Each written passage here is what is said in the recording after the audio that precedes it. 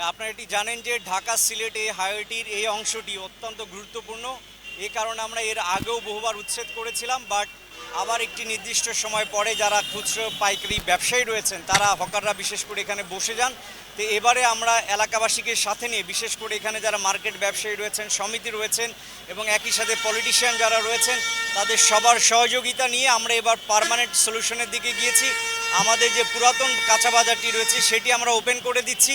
এখানে যারা ব্যবসা করতে চান তারা সেখানে যেতে পারবেন।